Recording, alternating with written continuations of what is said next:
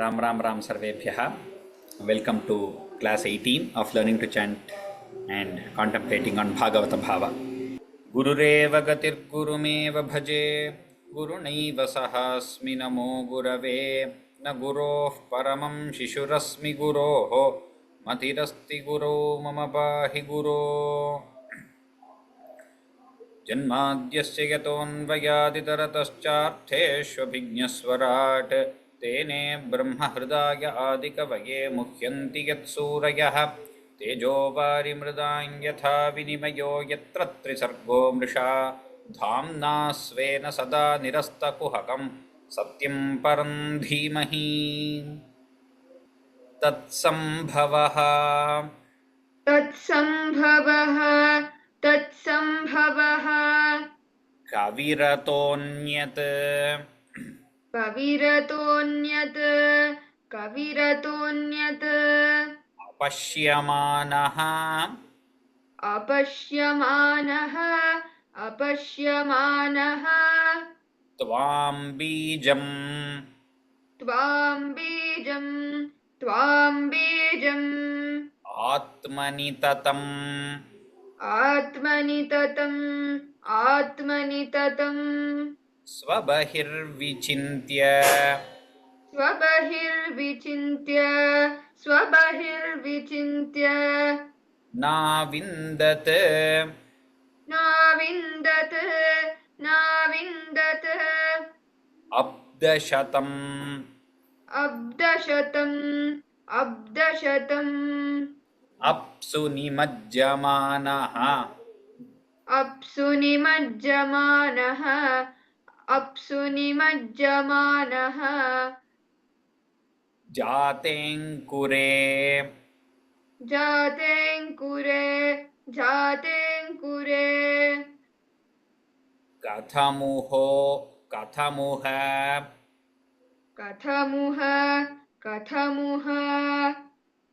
उपलभेत बीजम् उपलभेत बीजम्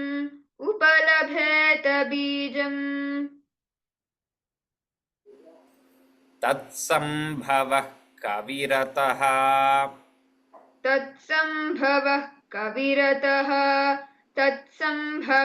कविरतः अन्यदपश्यमानः अन्यदपश्यमानः त्वां बीजमात्मनि ततम्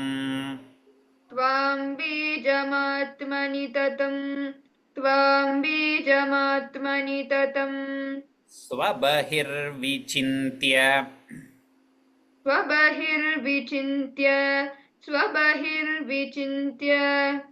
नाविन्ददब्दशतमप्सु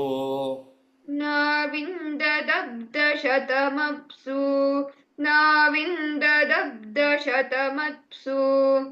निमज्जमानः जातेङ्कुरे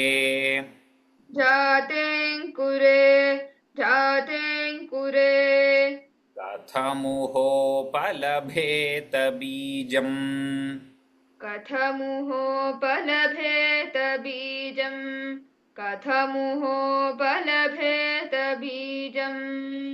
तत्सम्भवः कविरतोऽन्यदपश्यमानः तत्सम्भवः कविरतोऽन्यदपश्यमानः त्वां बीजमात्मनि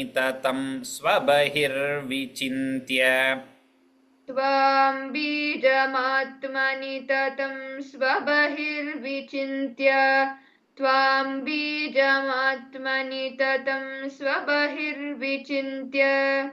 नाविन्ददब्दशतमप्सु निमज्जमानः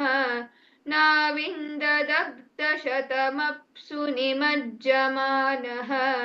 जातेऽङ्कुरे कथमुहोपलभेत बीजम् जातेऽङ्कुरे कथमुहोपलभेत बीजम् जातेऽङ्कुरे कथमुहोपलभेत बीजम् तत्सम्भवः कविरतोऽन्यदपश्यमानः त्वां बीजमात्मनि ततं स्वबहिर्विचिन्त्य नाविन्ददग्धशतमप्सु निमज्जमानः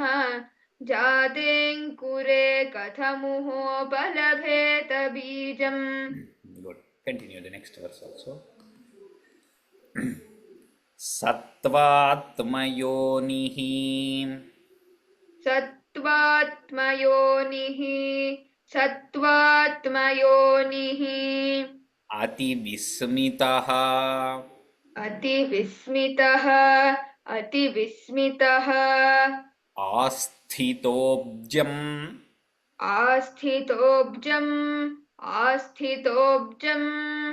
कालेन तीव्रतपसा कालेन तीव्रतपसा कालेन तीव्रतपसा परिशुद्धभावः परिशुद्धभावः परिशुद्धभावः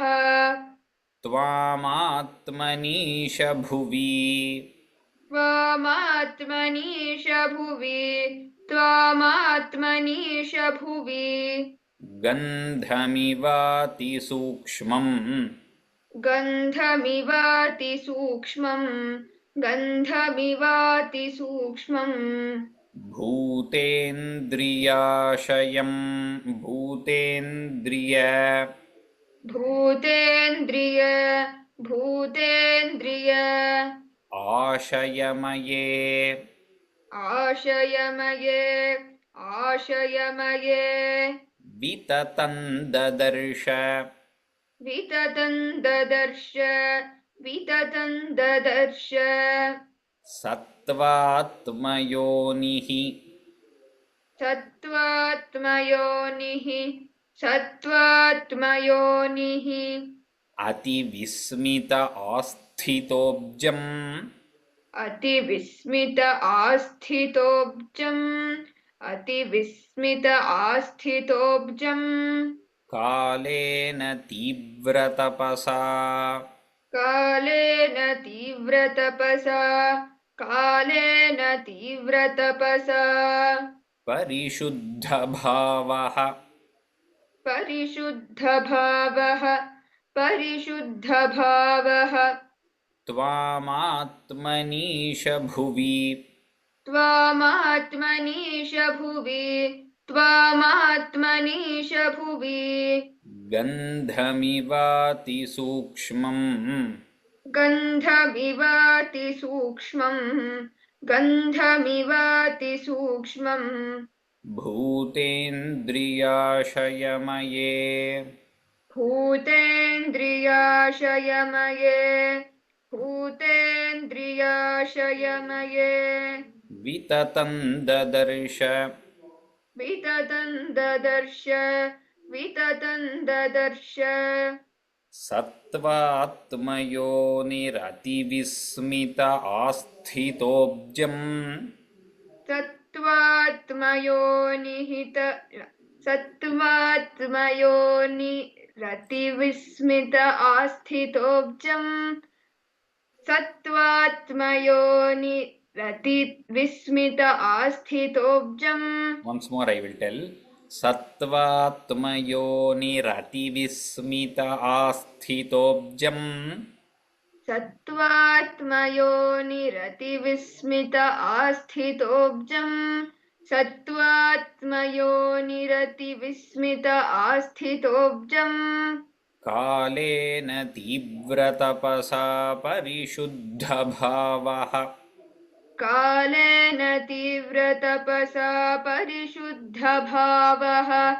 कालेन तीव्रतपसा परिशुद्धभावः त्वामात्मनीश भुवि गन्धमिवातिसूक्ष्मम् त्वामात्मनीश भुवि गन्धमिवाति सूक्ष्मम् त्वामात्मनीश भुवि गन्धमिवाति सूक्ष्मम् भूतेन्द्रियाशयमये विततं ददर्श भूतेन्द्रियाशयमये विततं ददर्श भूतेन्द्रियाशयमये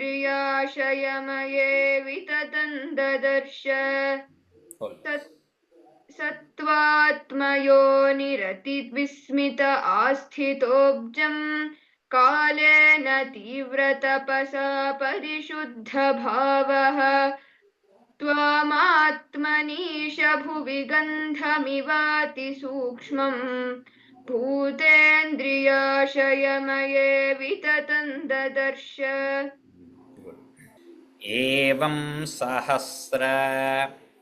एवं सहस्र वदनाङ्घ्रि वदनाङ्घ्रि शिरः करोरु करोरु नासास्य नासास्य कर्णनयन कर्णनयन आभरण आभरण आयुधाढ्यम् आयुधाढ्यम्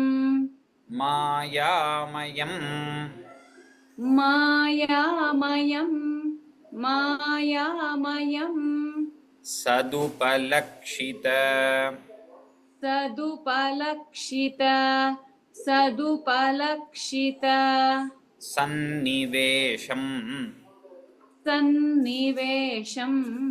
सन्निवेशम् दृष्ट्वा महापुरुषम्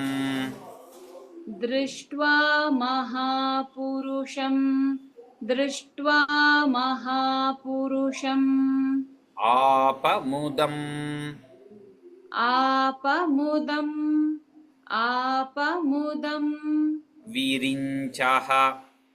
विरिञ्चः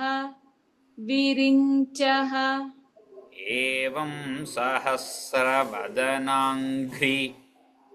एवं सहस्रवदनाङ्घ्रि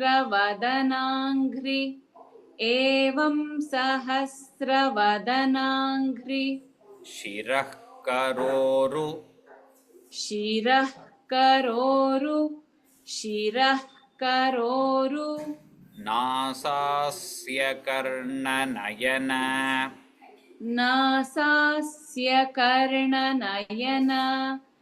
नासास्य कर्णनयन आभरणायुधाढ्यम्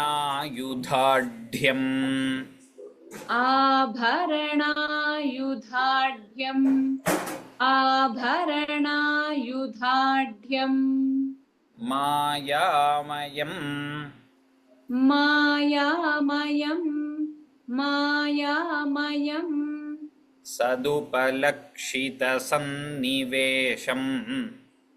सदुपलक्षितसन्निवेशम् दृष्ट्वा महापुरुषम्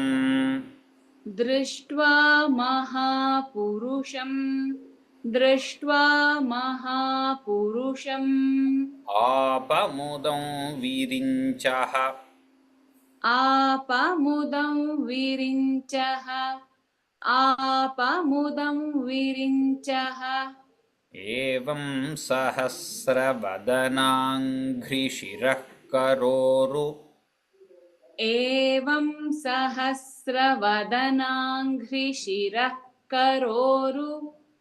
एवं सहस्रवदनाङ्घ्रिशिरः करोरु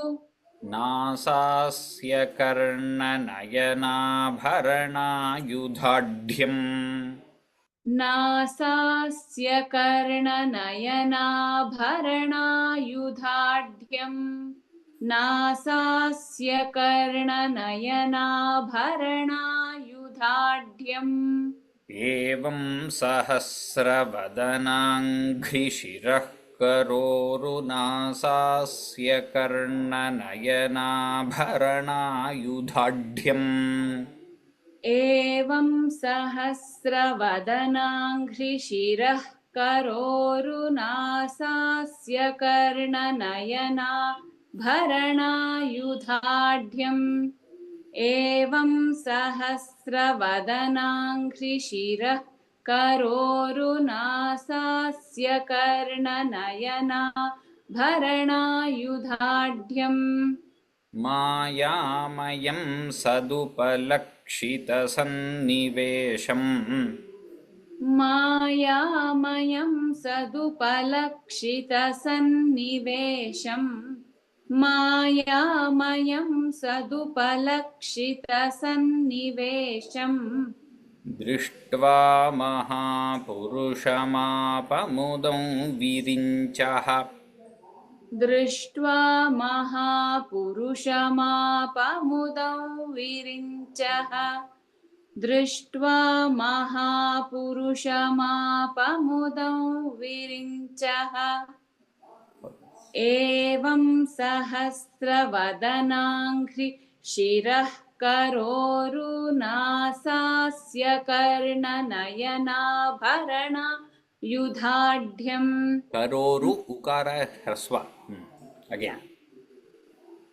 एवं सहस्रवदनाङ्घ्रिशिरः करोरुनासास्य कर्णनयनाभरणायुधाढ्यम् एवं सहस्रवदनाङ्घ्रिशिरः करोरुनासास्य कर्णनयनाभरणायुधाढ्यम्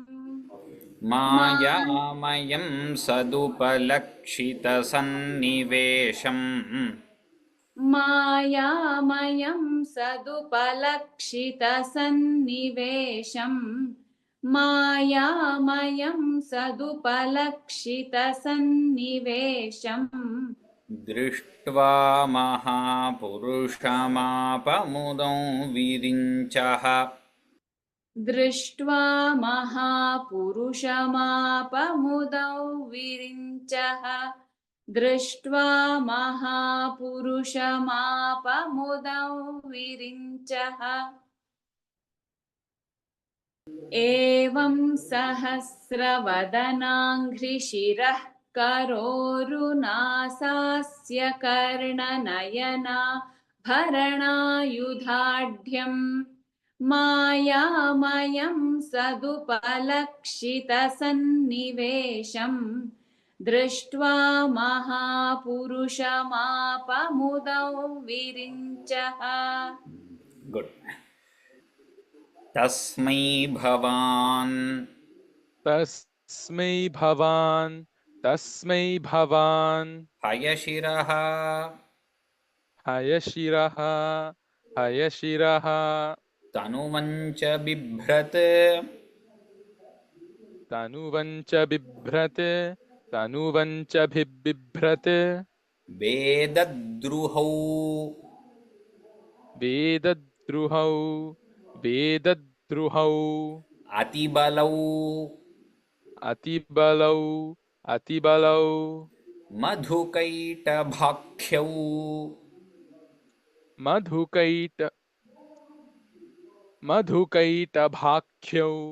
मधुकैटभाख्यौ हत्वानयत्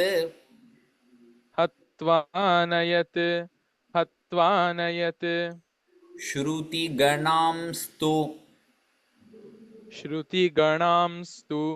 श्रुतिगणांस्तु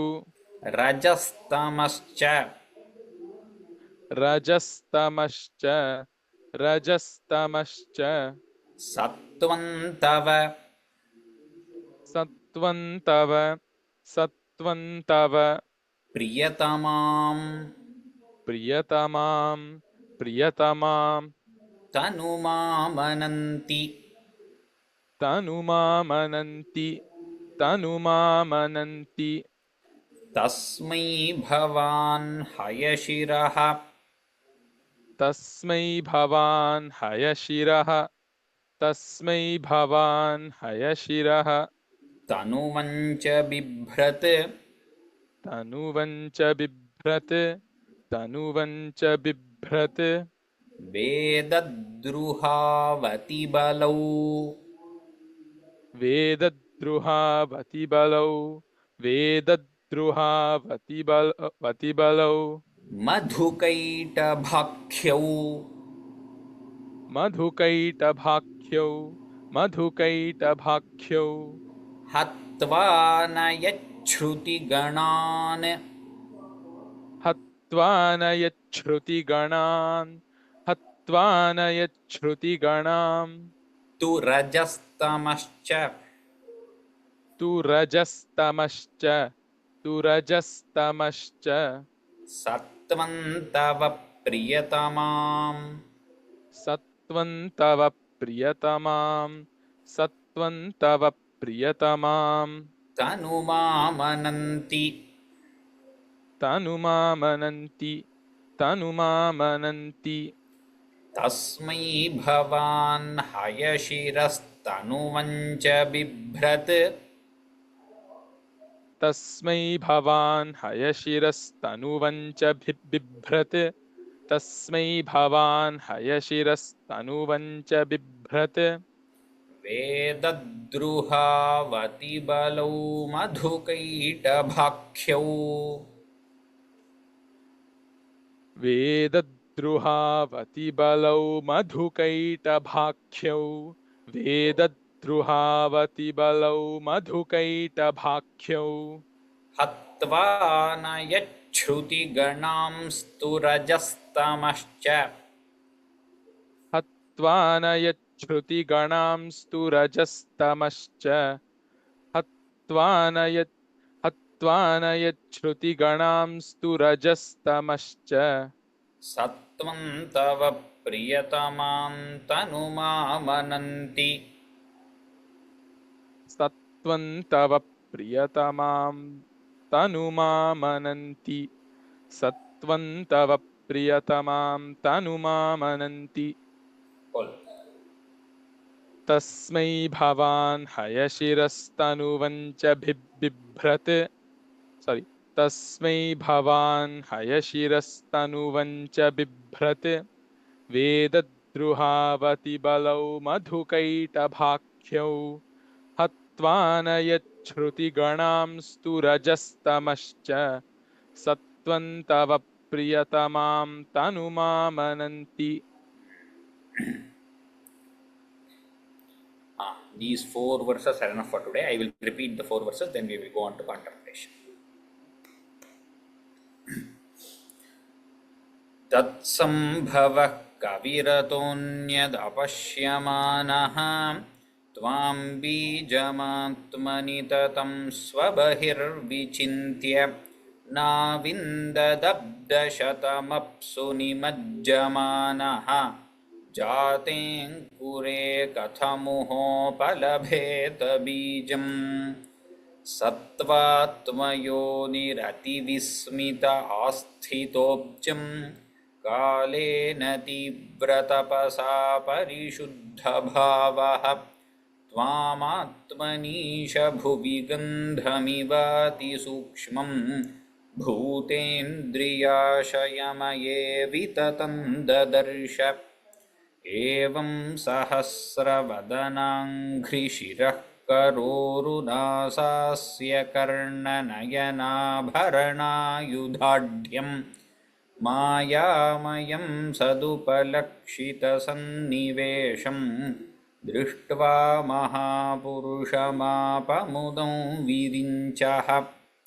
तस्मै भवान् हयशिरस्तनुवञ्च बिभ्रत् वेदद्रुहावतिबलौ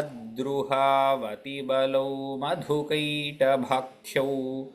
हत्वा न यच्छ्रुतिगणांस्तु रजस्तमश्च सत्त्वं तव प्रियतमां तनुमामनन्ति